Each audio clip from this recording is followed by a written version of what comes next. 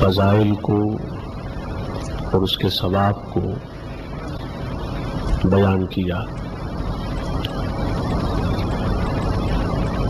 چنانچہ ارشاد باری ہوا ان سعیکم لشتی، کہ بے شک تمہاری کوشش، جد و جہد، محنت اور مشقت مختلف ہے، الگ ہے۔ کسی کی کوشش، جد و جہد، محنت اور مشقت اچھائیوں کے لیے ہوتی ہے اور اچھے کام کے لیے ہوتی ہے، اور کسی کی محنت، مشقت، تکلیف اور جد و جہد غلط کاموں کے لیے اور گناہوں کے لیے ہوتی ہے۔ اللہ پاک نے اس مقام پر لوگوں کو دو حصوں میں تقسیم کیا۔ ایک وہ جو اچھے کام کے لیے ہر وقت کوشاں ہوتے ہیں اور ہر وقت اچھے کام کی تلاش میں ہوتے ہیں، نیکی اور اچھے اعمال، اور ایک وہ ہے جو ہر وقت گناہ کی تلاش میں ہوتا ہے، گناہ کے لیے کوشاں ہوتا ہے، اس کے شب و روز گناہ میں اور گناہ کے لیے جد و جہد میں، کوشش میں بسر ہوتے ہیں۔ آج کے خطاب کے حوالے سے اور خطاب کی مناسبت سے میں دو معنی لیتا ہوں، ایک طاعت اور نیکی کا معنی اور ایک معصیت اور گناہ کا معنی۔ طاعت اور نیکی اور اچھے کام کا ایک معنی ہے نکاح، معصیت، گناہ اور خطا کا ایک معنی ہے زنا، اڈلٹری، فورنیکیشن۔ سو مطلب یہ ہوا کہ بعض لوگ وہ ہیں جو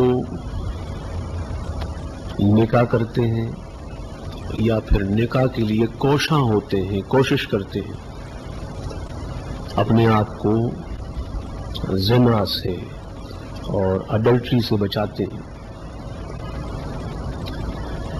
اور بعض نادان وہ ہیں جو اپنی طاقت کا اور قوت کا غلط استعمال کرتے ہیں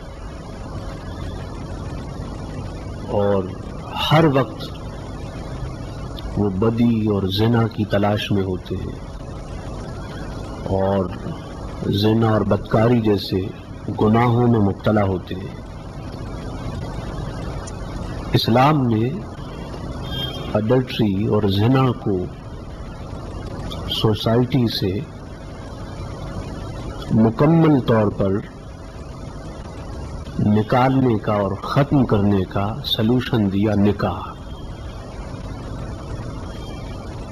جب نکاح عام ہوگا اور نوجوان اپنے مذہب اسلام کے قریب ہوں گے، وقت مناسب پر، مناسب مقام پر ان کا نکاح ہوگا، تو وہ خود بخود اپنے آپ کو زنا سے اور گناہوں سے بچا لیں گے۔ لیکن اگر وقت مناسب پہ نکاح نہ ہو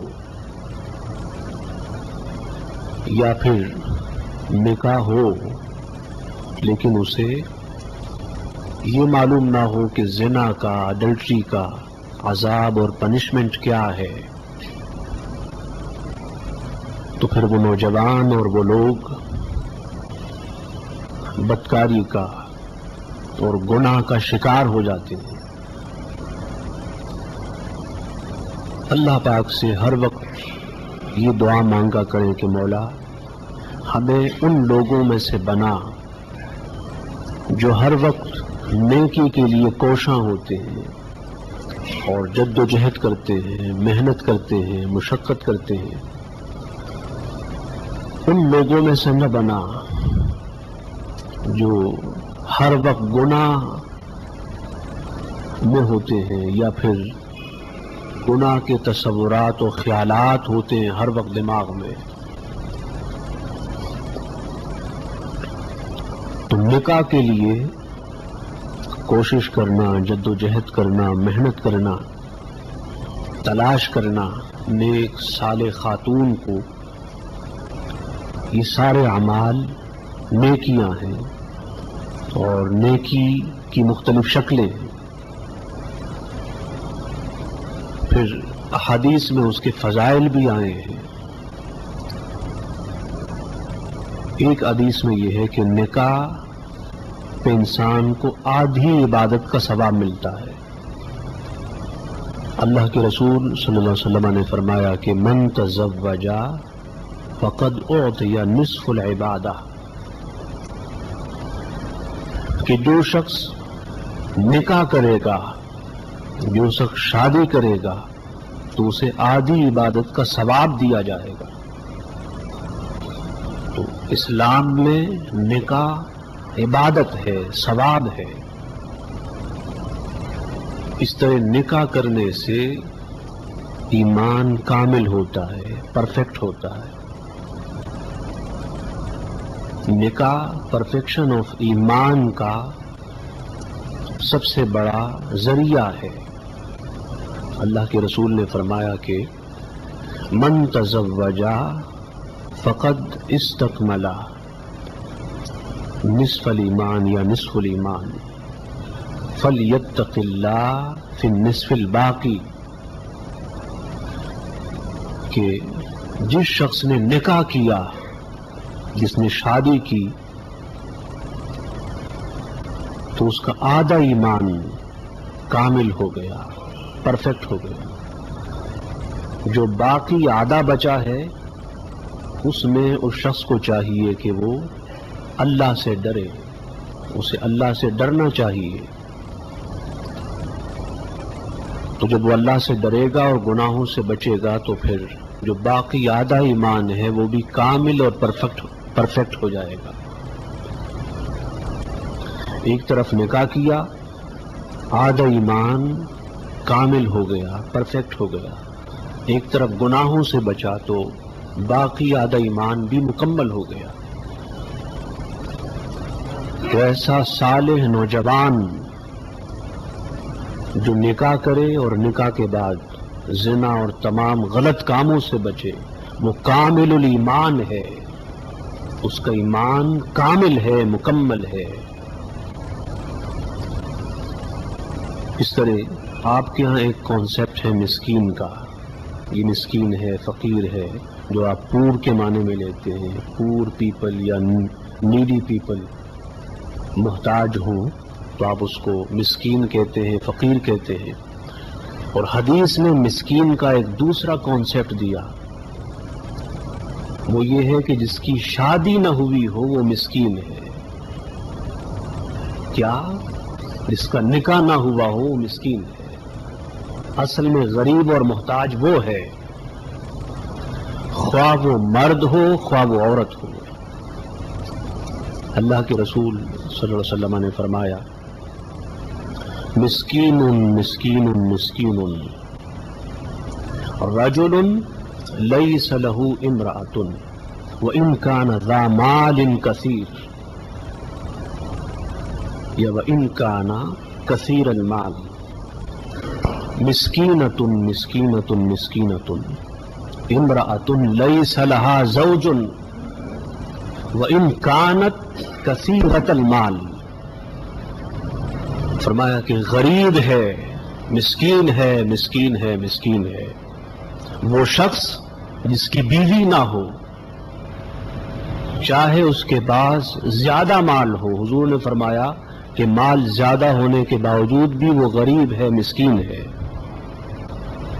اور فرمایا وہ عورت مسکین ہے، مسکین ہے۔ حضور نے بار بار فرمایا غریب ہے جس عورت کا شوہر نہ ہو، جس نے نکاح نہ کیا ہو۔ فرمایا چاہے اس کا مال زیادہ ہو، مال زیادہ ہو لیکن پھر بھی نکاح نہ ہو، شوہر نہ ہو، تو عورت مسکین و غریب ہے۔ اس طرح حضور علیہ السلام آج جو میں خطاب کر رہا ہوں نکاح کے عنوان پر نوجوانوں سے، یہ حضور کی سنت ہے۔ حضور علیہ السلام نے بارہا نوجوانوں سے نکاح کے ٹاپک پہ خطاب کیا ہے۔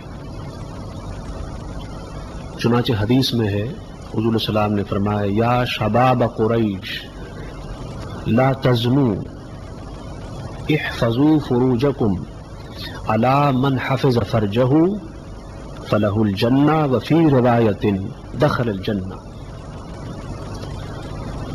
کہ قریش کے نوجوانوں، جو نوجوان نسل تھی قریش کی، ینگ جنریشن، حضور نے ان سے خطاب کیا کہ قریش کے نوجوانوں زنا مت کرو، زنا سے، اڈلٹری سے باز آ جاؤ، اور اپنی شرمگاہ کی جو پرائیویٹ پارٹ ہے اس کی حفاظت کرو، اس کو گناہوں سے بچاؤ، زنا بدکاری سے بچاؤ۔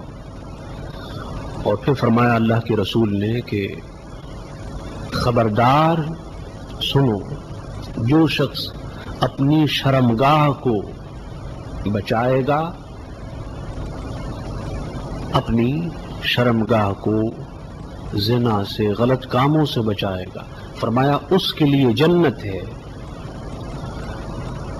اور ایک روایت میں یہ ہے الا من حافظ فرجہ دخل الجنہ، جس نے اپنی شرمگاہ کی، پرائیویٹ پارٹ کی حفاظت کی، اسے گناہ سے بچایا، زنا سے بچایا، فرمایا وہ جنت میں جائے گا، جنت میں جائے گا۔ تو خوش نصیب ہے وہ نوجوان جو اپنے آپ کو گناہ سے بچاتا ہے اور زنا سے بچاتا ہے، اور کسی نیک صالح خاتون سے نکاح کرتا ہے یا پھر نکاح کی تلاش میں ہوتا ہے۔ آپ نے اپنی جوانی کی اور اپنے شباب کی حفاظت کی، اللہ پاک نے اس کا انعام کیا دیا جنت۔ اس طرح ایک اور حدیث ہے، حضور علیہ السلام نے فرمایا، وہ بھی قریش کے نوجوانوں کو حضور علیہ السلام نے خطاب کیا، فرمایا یا شباب قریش لا تزنوا من سلم له شبابہ فلہ الجنہ، کہ قریش کے نوجوانوں زنا سے باز آ جاؤ، زنا کے قریب نہ جاؤ، بدکاری کے قریب نہ جاؤ، زنا سے، اڈلٹری سے رک جاؤ۔ اور فرمایا کہ جس نے اپنے شباب کی، جوانی کی حفاظت کی، جس کا شباب محفوظ رہا، جس کا شباب جوانی سلامت رہی، اس پہ شباب کے عروج کا دور بھی آیا، دنیا کا حسن اپنے عروج پر، نقطہ کمال پر اس کے سامنے آیا، مگر اس خیال سے کہ مولا ہر وقت دیکھتا اور تکتا ہے، وہ گناہوں سے اور زنا سے باز رہا۔ فرمایا اس نوجوان کے لیے جنت ہے جس نے اپنے جوانی کی، اپنی شباب کی حفاظت کی، اور وہ شباب میں بھی پاک دامن رہا، پاکیزہ رہا، اس کا دامن زنا اور بدکاری کے آلودگی سے آلودہ نہ ہوا۔ اللہ پاک قیامت کے دن اسے جنت میں داخل فرمائے گا۔ اس طرح حضور علیہ السلام نے فرمایا کہ ایما شاب تزوج فی حداثت سن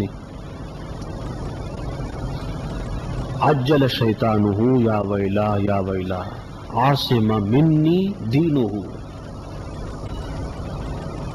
کہ جو بھی نوجوان چڑھتی جوانی میں اور شباب کے عروج میں نکاح کرتا ہے تو اس کا شیطان چیختا ہے اور چیخ چیخ کے پکارتا ہے کہ میں تباہ ہو گیا، ہلاک ہو گیا، ہائے افسوس، اس کا دین بچ گیا، اس نے اپنے آپ سے مجھ سے اپنا دین بچا لیا۔ اب شاید اس حدیث کا معنی اس وقت سمجھ میں نہ آتا، لیکن آج سمجھ میں آتا ہے۔ کئی لوگ وہ اپنے مذہب کو فقط دنیا کے حسن کے لیے، چند عورتوں کے لیے چھوڑ دیتے ہیں۔ نوجوان شباب کے نشے میں آ کر، شباب کی مستی میں آ کر اس ڈیمانڈ کو بھی ایکسپٹ کر لیتا ہے کہ وہ اپنا ریلیجن اور اپنا مذہب چھوڑ دے۔ ایسا بارہا ہوا ہے۔ نوجوانوں سنو، اگر ایمان نکل گیا تو پھر اس کا ملنا مشکل ہے۔ عورت ایک نہ صحیح، ہزاروں لاکھوں ہیں، نکاح ایک نہ صحیح، بہت سارے مواقع ہیں نکاح کے، لیکن ایمان وہ نعمت ہے کہ اگر اللہ نے یہ نعمت چھین لی تو شاید پھر زندگی میں مل نہ سکے۔ اس لیے حضور نے فرمایا کہ جو نوجوان چڑھتی جوانی میں، شباب میں نکاح کرتا ہے اور شیطان کو معلوم ہوتا ہے کہ فلاں نوجوان نے نکاح کیا، اب تو اس کا ایمان بچ گیا، اس کا دین بچ گیا، تو وہ چیختا ہے، روتا ہے، غمگین و پریشان ہوتا ہے۔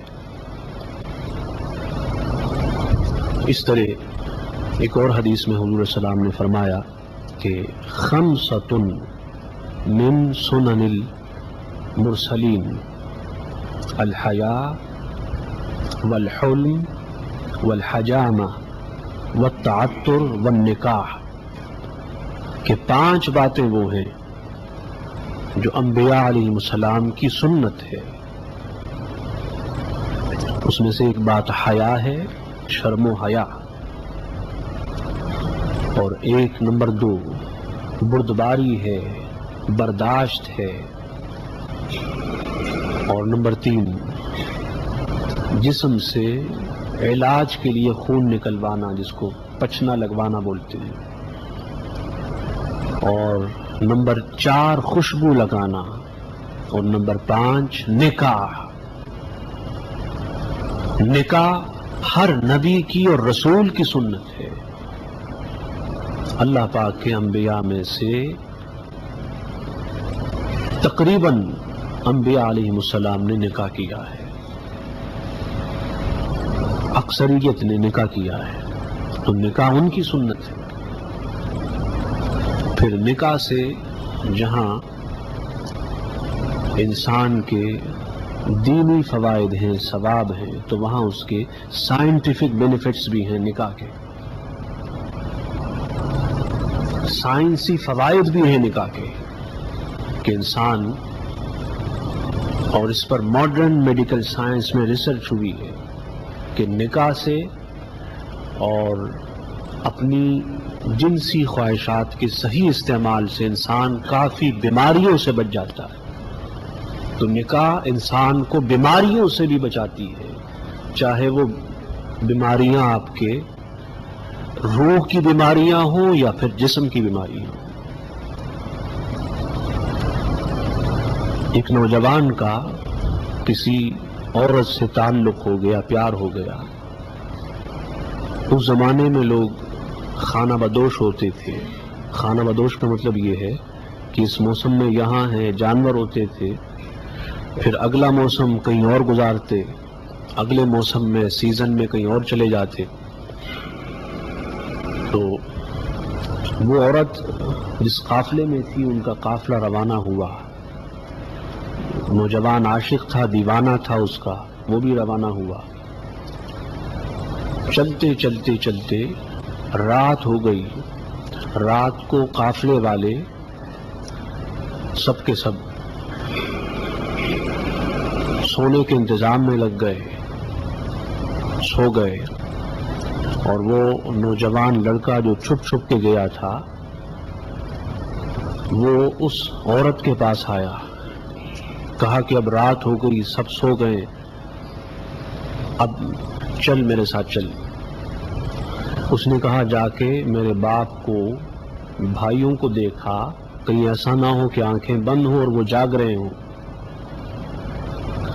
وہ نوجوان گیا، پلٹ کر آیا، کہا سب سو رہے ہیں، دن بھر کے تھکے ہوئے سب سو رہے ہیں.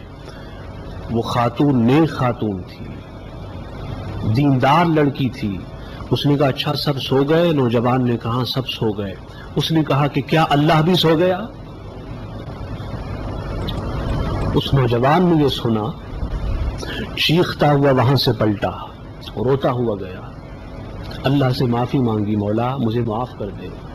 ایک آج کا نوجوان ہے اور ایک دور نبوی، دور مصطفی کا نوجوان تھا. ایک آج کا نوجوان ہے اور ایک تاجدار کائنات کی سنتوں کے رنگ میں رنگے ہوئے نوجوان تھے، جو گناہ تو کیا، گناہ کا نام سنتے تو لرزنے لگتے، چیخنے لگتے، رونے لگتے. اس نوجوان کا انتقال ہوا. خواب میں کسی نے دیکھا، پوچھا ما فعل اللہ بک، اللہ نے کیا کیا؟ تو اس نوجوان نے کہا کہ غفر اللہ لی، اللہ نے بخش دیا. فرمایا کیسے بخشا؟ بخشش کا سبب کیا ہوا؟ فرمایا ایک رات، فقط ایک رات میں اللہ سے ڈرا تھا اور اللہ کے ڈر کی وجہ سے، خوف و خشیت کی وجہ سے گناہ سے باز آیا تھا، گناہ سے پلٹ کر گیا تھا.